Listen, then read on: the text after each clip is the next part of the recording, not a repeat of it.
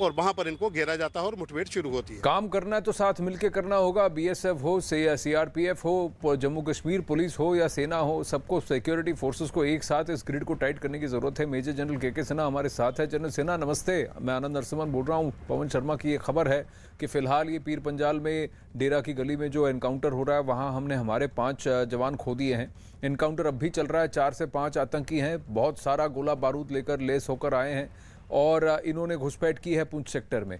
ये जो काम है ये विंटर से पहले की हरकत ही नहीं है, कहीं ना कहीं एक चेंज है, शिफ्ट है, क्योंकि पाकिस्तान ने मोडस ऑपरेंडी चेंज करते हुए दिख रहा है। ड्रोन से ड्रॉप कर रहा है असला बारूद, लोगों को घुसा रहा है और अब की बार ट्रेंड कार्डर को घुसा रहा है। बहुत ज़्यादा हाईली ट्रेंड पाकिस्तानी कार्डर हैं, लोकल कार्डर नहीं है ये।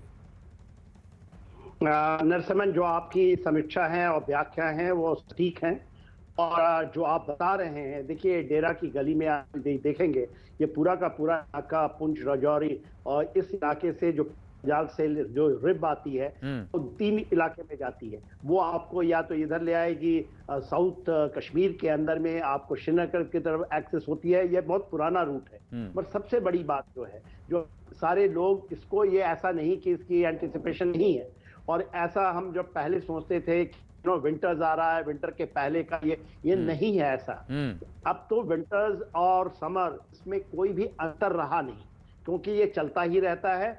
और सबसे बड़ी जो बात है कि जो ग्रेविटेट हुआ है, देखिए इसका पूरा का पूरा असर है जब हमने इसको रोक दिया और उनके बातों में आकर के फरवरी में आपने सीज फायर कर लिया और सीज फायर के समय उन्होंने पूरा ले गए अपने तंजीमों को उसके अफगानिस्तान, और अब वहां से दूसरे लोग भी शामिल हैं इसमें। हम इसको आप नहीं कारा कर सकते हैं केवल ये उनकी तंजीमें हो सकती हैं कि जो बाहरी लोग भी हैं वो आना चाह रहे हैं। अभी सिचुएशन नकार नहीं सकते आप, इसको मान के जमीन पे प्रूफ है। उन्होंने वो कर दिया है कि वो आपको टारगेट किलिंग करना शुरू कर दिए। तो ये चौतरफा हल्पा ये हम इसमें आप ये कह रहे थे कि हम लोग शायद एंटी जो इन्फिल्ट्रेशन डबल ग्रिड लगी है अभी उसको हमने किया है।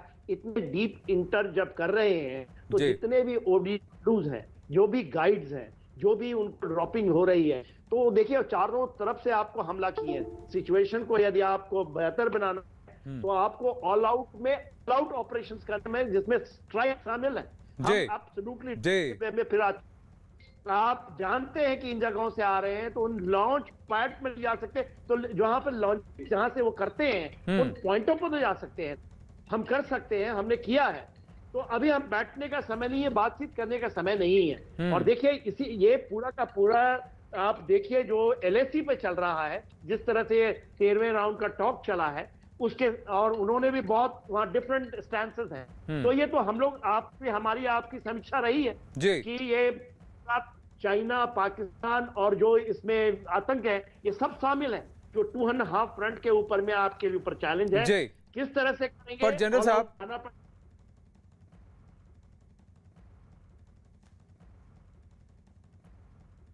जनरल के सिन्हा से फिर हाँ जनरल साहब, अगर आपको मेरी आवाज़ आ रही है, मैं बस आपसे ये जानना चाहता था इससे पहले कि आगे बढ़ें।